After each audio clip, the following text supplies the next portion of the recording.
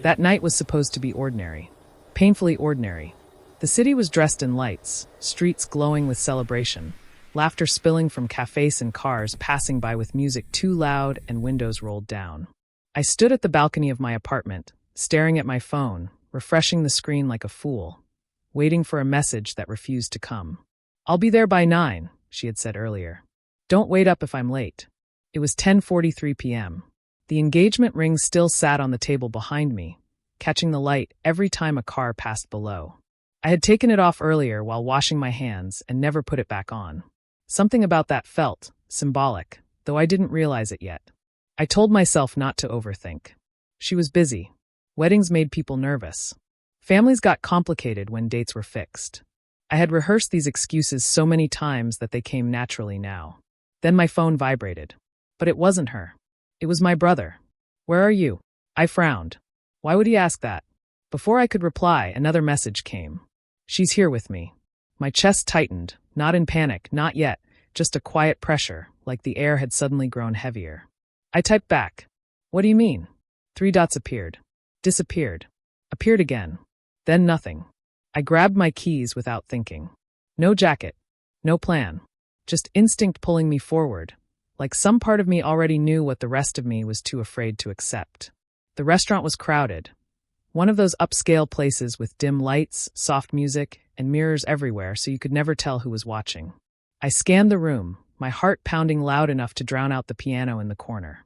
And then I saw them. She was laughing. Not the polite laugh she used with strangers. Not the tired smile she gave me after long days. This was the laugh I remembered from years ago.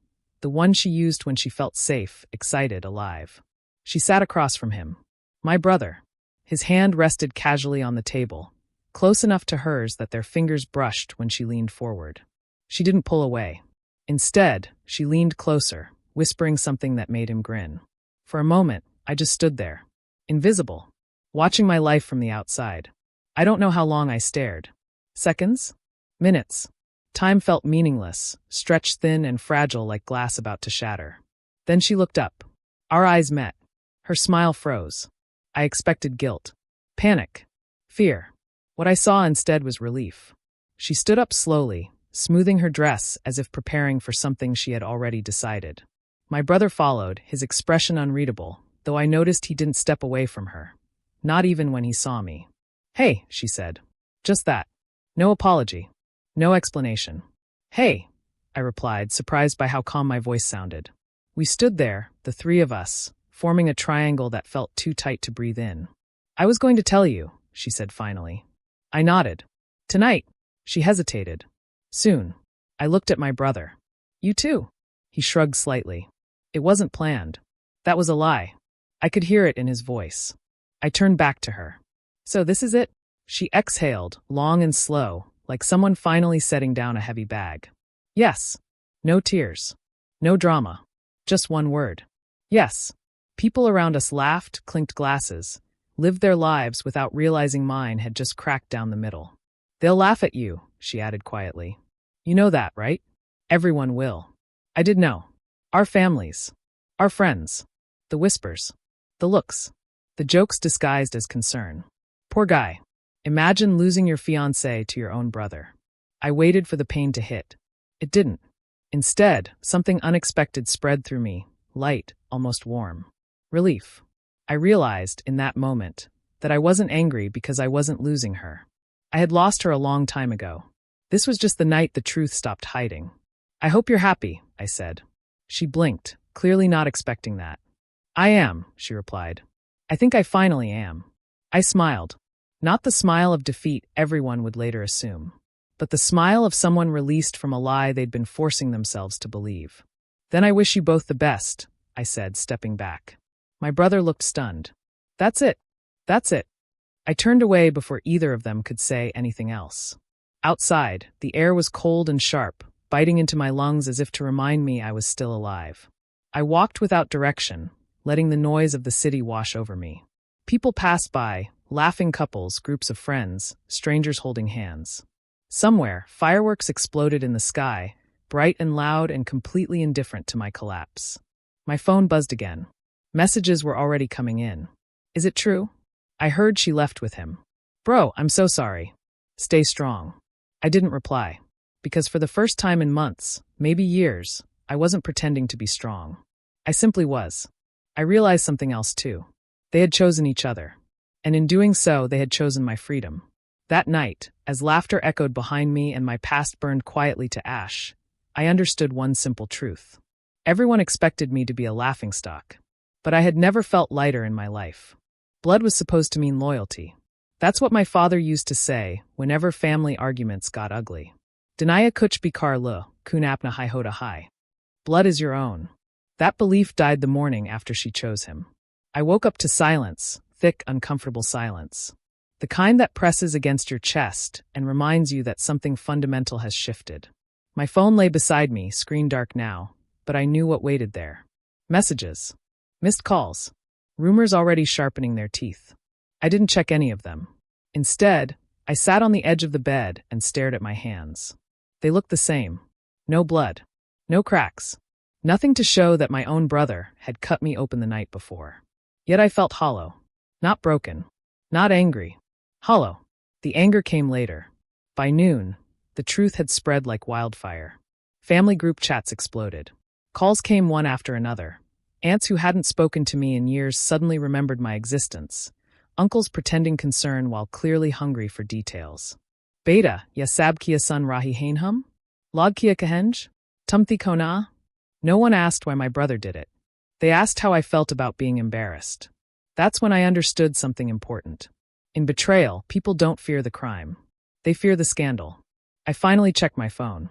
A message from my brother sat unread since early morning. We need to talk. I laughed. Not out loud. Just a sharp exhale through my nose. Now he wanted to talk. I replied with a single word. Fine. We met at our parents' house. Same living room where we'd grown up. Same couch where we'd fought over TV remotes and video games. Same walls that had once echoed with laughter. Only now the air felt poisoned.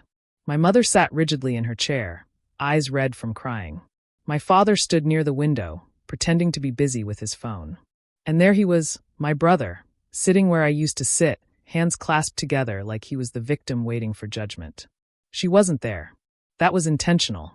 He stood when he saw me. Listen. Sit, I said calmly. He froze, then slowly sat back down. I took the opposite chair. For a moment, no one spoke. Finally, my father cleared his throat. Tumdano by ho. Yabat gar ku andar hai sulaj Johnny chahi. Inside, like betrayal had walls. I looked at my brother. Kabesi. Since when? He hesitated. Just a fraction of a second. Long enough. That's all I needed, I said. It wasn't like that, he rushed. We didn't plan this. Feelings just happened. I leaned back. Feelings don't just happen with your brother's fiancée. My mother gasped softly. He avoided my eyes. You were always busy. Always calm. Always distant. She felt alone. There it was. The justification. She didn't come to me, I replied. She came to you. Silence crashed down hard. You could have said no, I continued. You could have told me. You could have walked away. He looked up, frustration flashing across his face. And what? Pretend I didn't feel anything. Yes, I snapped. That's exactly what family does. My father finally turned around. BS. Ya tone Matt Rocco. I laughed again, this time bitter. Tone. I said. Mara by Mary Mangitar Lugaya, or Apko Mara Tone Galat Lagraha Hai? No one answered. That was another betrayal. Later that evening, I found myself alone in my old room. The room where my brother and I used to plan our futures. Where we promised each other we'd always have each other's backs. I remembered a night from years ago. He had failed an exam. Sat right here, head in his hands, convinced he was a disappointment. I had stayed up all night with him, helping him study for the retake. Tu Mara by Hai, I'd said back then. Main hu na. I wondered if he remembered that. Or if it had been erased the moment he touched what was mine. My phone buzzed. A message from her. I didn't mean to hurt you. I stared at the screen, my jaw tightening. Didn't mean to. As if betrayal was an accident. Like spilling tea on a white shirt. I typed. You didn't trip. You chose. She didn't reply. Good. That night, the anger finally arrived. Not loud. Not explosive. It settled into my bones like ice. I realized something terrifying.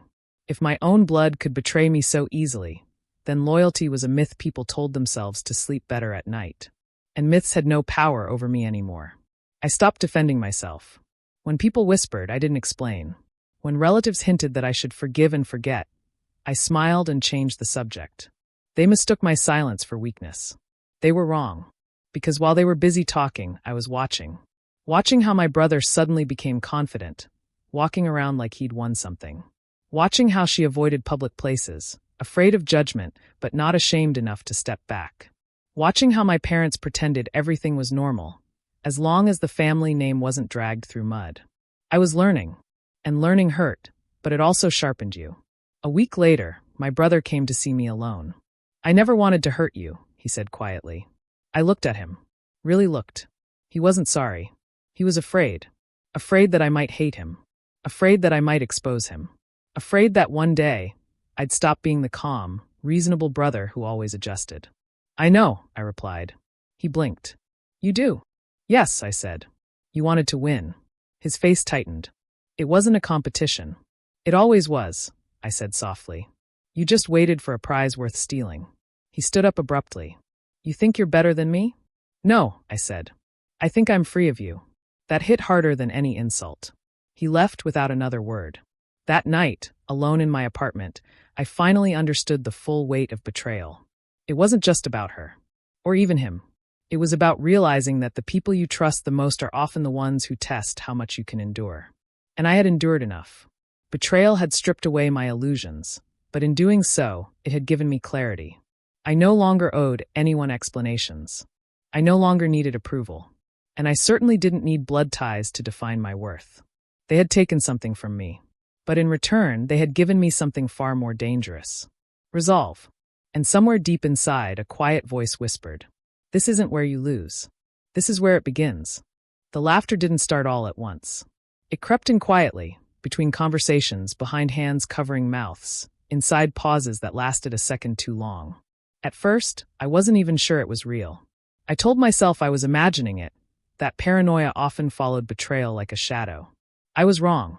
It began the day I returned to work.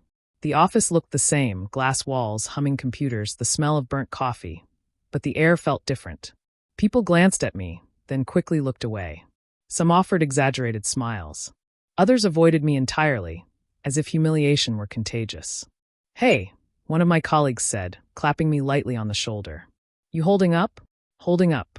Like I'd survived a natural disaster. "I'm fine," I replied. He nodded too quickly. "Good. Good." Then, lowering his voice, "People talk. Just ignore it." "Ignore what?" I didn't ask. I already knew. By lunchtime, the whispers had found their courage. She left him for his own brother. That's brutal. Couldn't be me. I'd disappear. Disappear. I sat at my desk, eyes on my screen, pretending to read emails while my name traveled freely through the room, detached from my presence like a rumor with legs. No one laughed openly. Not yet. The first Real laugh came at a family gathering. I hadn't wanted to go. But my mother insisted, said it would look bad if I didn't. As if looking bad were somehow worse than being betrayed. The living room buzzed with voices when I arrived. Conversations slowed when people noticed me. Then resumed, louder than before. A cousin pulled me aside. "By too strong high. Main hoda to pagal hojada." Strong. Another word people used when they didn't know what else to say. Across the room, I saw them. She stood beside my brother, her hand resting lightly on his arm. Not gripping. Not hiding. Displayed carefully like proof. She didn't look at me. That hurt more than if she had. Someone cracked a joke near the snacks table. I didn't catch the words, but I heard the punchline. A few people laughed. Then someone glanced at me. The laughter died abruptly, but not before it had done its damage. I smiled. That was the worst part. Because my smile gave them permission. Permission to believe I was okay with it. Permission to believe I deserved it. Permission to laugh harder next time. It didn't take long for social media to join in. Indirect posts. Vague captions. Quotes about karma and true love always wins.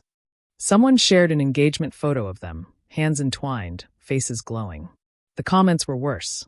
"So happy for you both. Love always finds a way, red heart. Everything happens for a reason." I wondered what that reason was supposed to be.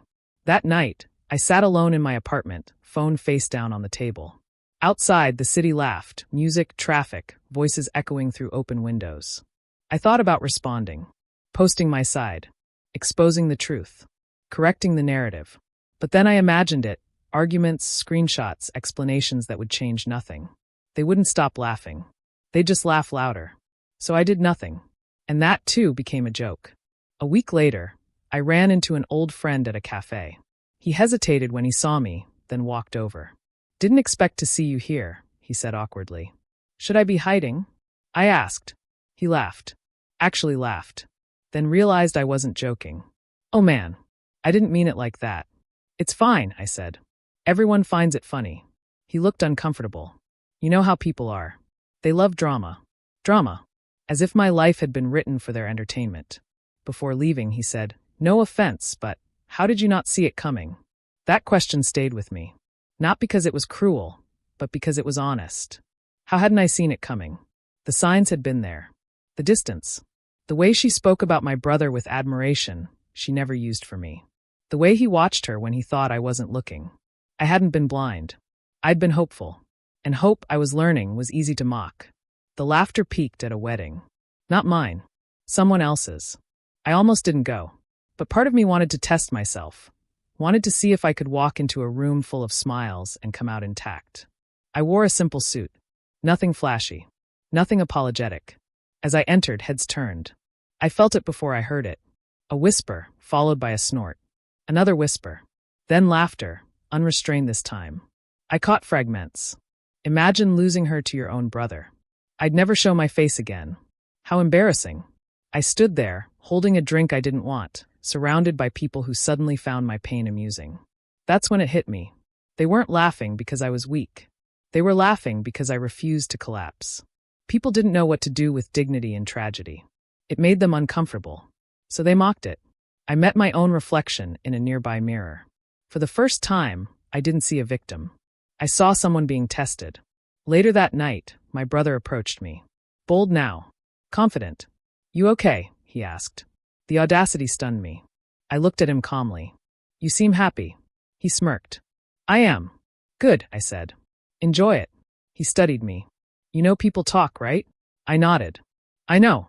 They think you're pretending to be strong." I smiled faintly. "Let them." He leaned closer. "You could have fought. Said something. Made things messy." I met his eyes. Messy for who? That wiped the smirk off his face. For the first time, I saw doubt. Because deep down, he knew something they all didn't. I wasn't silent because I was defeated. I was silent because I was done playing the same game. The laughter faded slowly after that. Not because people became kinder, but because I stopped reacting. Jokes need responses. Rumors need fuel. Mockery needs an audience. I gave them nothing. Instead, I focused inward. Early mornings. Long runs. Late nights with books I'd never had time to read. I rebuilt routines. Not to impress anyone. Not to prove anything. Just to survive. And then to evolve. One evening, standing alone on my balcony, city lights blinking like distant stars, I realized something unsettling. The laughter no longer hurt. Not because it had stopped, but because I had changed. I had outgrown the version of myself they were laughing at. They thought my humiliation was the story. They were wrong. It was only the intermission. Because when laughter turns against you, it teaches you something invaluable. Who sees you as human, and who sees you as entertainment. And once you learn that, you stop caring who laughs. You start choosing who gets to stand beside you when the noise finally dies. Walking away doesn't happen in a single dramatic moment. There's no music swelling in the background. No final speech. No slammed doors.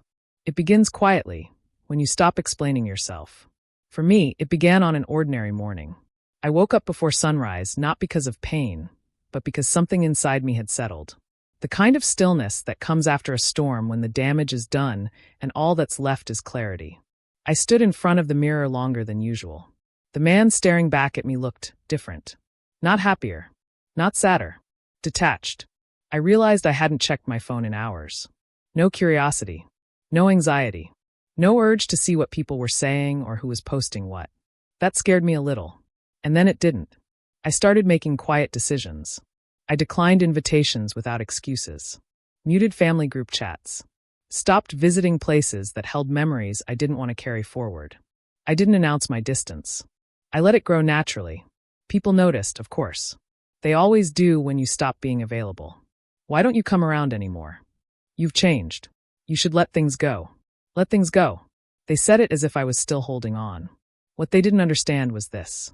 I wasn't holding anything anymore. The hardest part wasn't leaving her behind. It was leaving behind the version of myself who believed loyalty would protect him. That version had trusted too easily, adjusted too often, stayed quiet to keep the peace. He had to go, so I started replacing him, piece by piece. I changed my routine, woke up early, ran until my lungs burned, lifted weights until my muscles shook. Not to punish myself, but to remind myself that pain could be chosen, controlled, and transformed. My body changed first, then my posture, then the way people spoke to me. Confidence, I learned, doesn't need to be announced. It announces itself. One evening, my mother called. "I heard you're thinking of moving," she said cautiously. "I already have," I replied. Silence. Why so suddenly? I chose my words carefully. Because staying feels dishonest. To whom? To myself.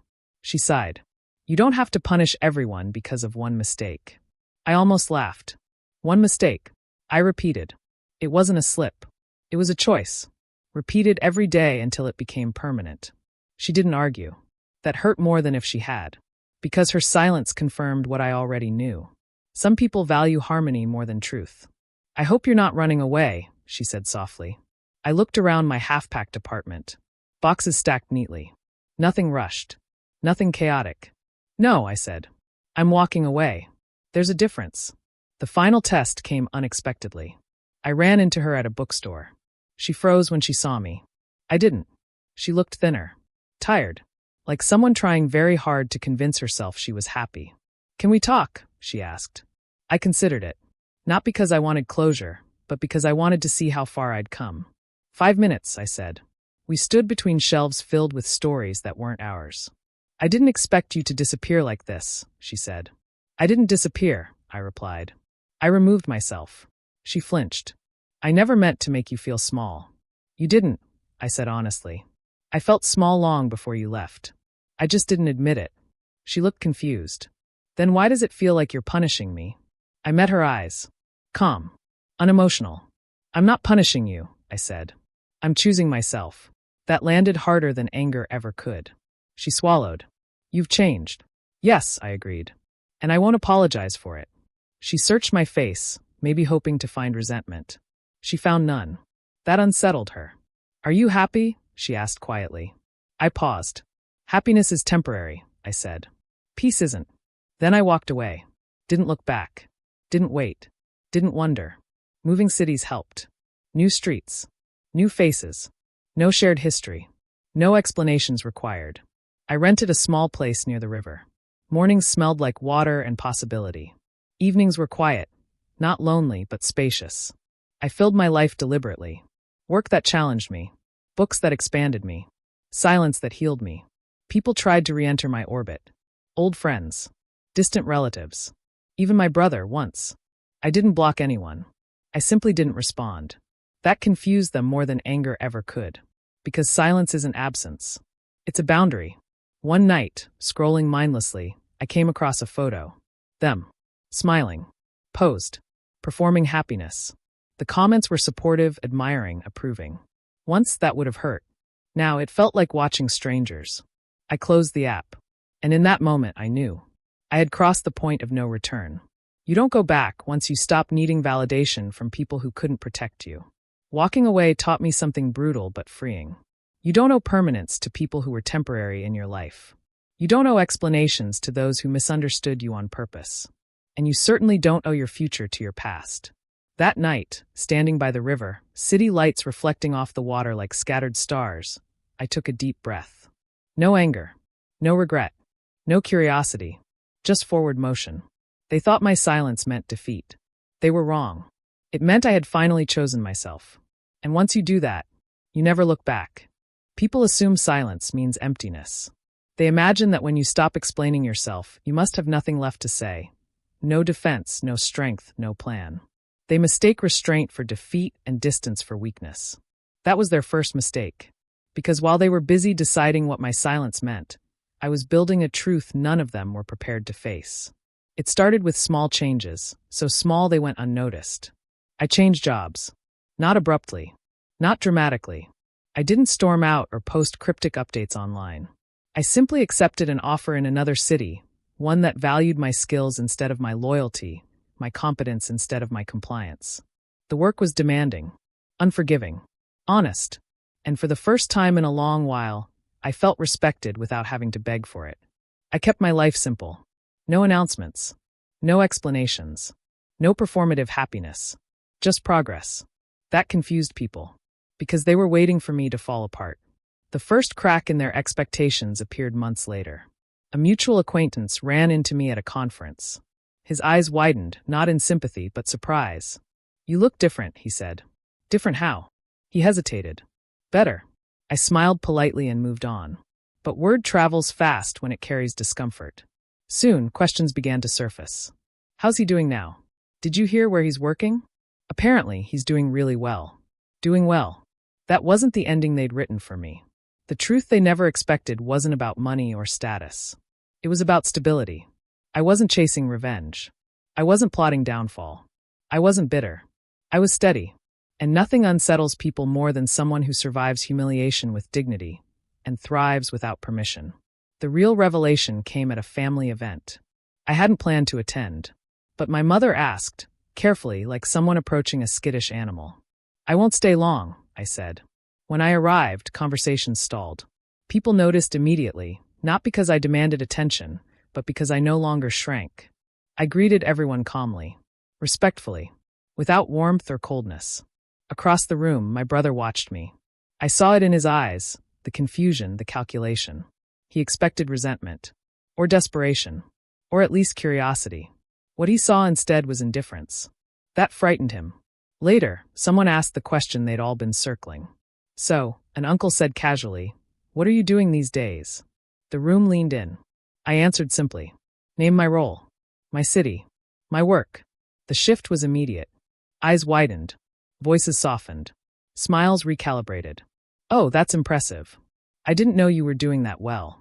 You must be very busy." Busy. Another word people use when they realize you've outgrown their expectations. I nodded. "I am." No bragging. No exaggeration. Just truth. That night, my brother approached me again. Not with confidence this time, but unease. "I didn't know you'd moved on so fast," he said. I looked at him. I didn't move on fast. I moved on quietly. He frowned. "You could have told us." "Why?" I asked. "So you could feel better about what you did." He didn't answer. That was his answer. The truth began to spread. Not because I shared it, but because it couldn't be contained. People started connecting dots. The man they expected to be broken had rebuilt himself. The man they laughed at had chosen growth over drama. The man they pitted no longer needed it. And that realization made them uncomfortable, because it forced them to confront something unpleasant. They had rooted for my downfall. I received a message from her weeks later. "I didn't think you'd be okay." I stared at the words for a long time, then replied, "Neither did you." She typed for a while. Deleted. Typed again. "I see now that I misjudged you." I almost laughed. Misjudgment was such a gentle word for betrayal. "You didn't misjudge me," I wrote. "You underestimated what happens when someone stops begging to be chosen." She never replied. And that was enough. The most unexpected truth was this. I no longer needed them to understand. Clarity doesn't demand witnesses. I had reached a place where their opinions no longer shaped my sense of self. Their approval had lost its currency. I wasn't winning against them. I was winning without them. Months later, I stood on a stage, quietly, professionally, receiving recognition for work that mattered. Applause filled the room, not wild or emotional, but earned. As I stepped down, I felt something close to gratitude. Not for what I'd gained, but for what I'd lost. Loss had stripped me down to what was essential. And in doing so, it had revealed my strength. The truth they never expected wasn't that I'd become rich or famous or admired. It was that I'd become unshakable. That I no longer reacted. That I no longer explained. That I no longer waited to be validated. That I had built a life so solid it didn't require applause. At the next family gathering, the tone had changed. No jokes. No whispers. No pity. Just caution. People spoke to me carefully now, aware that the narrative they once controlled no longer belonged to them. My brother barely met my eyes. She wasn't there. And for the first time, that absence felt permanent. Not painful, just final. That night, alone again, I thought about everything that had happened. The betrayal, the laughter, the silence, the distance. All of it had led me here, to a truth that didn't need to be shouted. You don't have to destroy those who wrong you. Sometimes the most shocking thing you can do is live well without them. They thought my story ended in humiliation. They were wrong. The truth they never expected was still unfolding. And the final chapter? It wouldn't be loud. It would be undeniable. Endings are rarely loud. That was the first thing I learned when my story finally closed. There were no confrontations, no dramatic confessions, no public apologies or shattered egos on display. Just silence, heavy, final, and impossible to argue with. And somehow, that silence said everything. The invitation arrived unexpectedly. A family gathering, a milestone celebration. Everyone would be there. I considered declining. Not because I was afraid, but because I no longer needed to prove anything. Still, something inside me nudged forward. Not curiosity, not hope, completion. So I went. The venue was elegant, carefully chosen to impress. Soft lights, polite laughter, conversations rehearsed to sound casual. When I entered, the room shifted. Not dramatically, but noticeably. People straightened. Smiles hesitated. Voices lowered. I hadn't changed my appearance for them. No tailored power suit. No forced confidence. Just presence, calm, unhurried, grounded. That alone unsettled them. Because confidence without performance feels threatening. I greeted relatives warmly but briefly. No resentment. No warmth. Just neutrality. Across the room, my brother noticed me. He looked older. Not in years, but in weight. Responsibility hadn't matured him. It had drained him. Beside him, she stood stiffly, her smile practiced, her eyes restless. They didn't look like victors. They looked like survivors of a decision they could no longer undo. Our eyes met. For the first time since everything fell apart, she didn't look away. She looked unsure. Dinner was announced. We were seated. Fate, or irony, placed us at the same table. No one spoke about the past. That was the unspoken rule. People laughed too loudly, complimented the food, discussed safe topics, pretended nothing fragile sat between us. Then someone broke the pattern. So, an elder said casually, turning to me, "What are your plans now?" The table stilled. This wasn't curiosity. It was expectation. They were waiting for a reveal. A boast. A declaration. I took a sip of water. "I'm content," I said. That was all. Confusion flickered. "That's it?" someone asked, trying to laugh. I smiled politely. "That's everything." Later, my brother pulled me aside. His voice was low. "Careful. You seem different," he said. "I am. You don't hate me?" The question caught him off guard the moment he asked it. I considered him carefully. "I don't think about you enough to hate you," I replied. That was the moment his confidence finally collapsed. Because hatred still acknowledges importance. Indifference erases it. She approached me near the balcony. "Alone. I didn't think this would be how it ended," she said. I looked out at the city lights. Familiar. Distant. "It didn't end," I replied. "It concluded." She swallowed. "Do you ever wonder what if?" I turned to her then. This time fully. "No," I said calmly. "Because I'm living the answer." Her eyes glistened. But regret, I'd learned, doesn't rewrite history. It just makes the present heavier. When speeches began, people shared stories of unity, family, forgiveness. Words like bond and together floated through the air, hollow and rehearsed. Then someone surprised everyone. They invited me to say a few words. The room froze. This was it, they thought. The emotional climax. The dramatic release. I stood. Not because I owed them, but because I chose to. "I won't say much," I began. People leaned in. "I've learned something over the past year," I continued. "Not about betrayal, but about truth. Silence. Truth doesn't demand attention. It reveals itself over time." I paused. When people expected me to break, I didn't. When they expected anger, I chose distance. And when they expected revenge, I smiled slightly. I chose peace. No accusations. No names. No bitterness. Just clarity. "I wish everyone here well," I finished. "And I wish myself forward." I sat down. The room remained silent. Speechless. Not because they were moved, but because there was nothing left to say. That was the ending. Not fireworks. Not tears. Just acceptance. Weeks later, I heard the rest secondhand. How people talked about that night. He didn't even flinch. I thought he'd say something emotional. I didn't expect that. They were right. They didn't expect strength without spectacle. My brother's life unraveled quietly after that. Not dramatically. Just subtly. The cracks widened. The excitement faded. The reality of choices settled in. They weren't unhappy. They just weren't fulfilled. And fulfillment, once tasted, makes compromise unbearable. She reached out once more. I didn't respond. Not out of cruelty, but because endings deserve respect. On a quiet evening months later, I stood where this story truly ended. On my balcony. The same city. The same lights. But not the same man. I thought back to the night she chose him. The humiliation. The laughter. The silence. All of it had been necessary. Because pain didn't destroy me. It refined me. I no longer chased validation. No longer feared abandonment. No longer confused love with tolerance. I had learned the rarest skill of all. Walking away without bitterness. The ending that left everyone speechless wasn't a moment. It was a transformation. The man they expected to disappear had become someone they could no longer define. And that, more than any revenge, was unforgettable.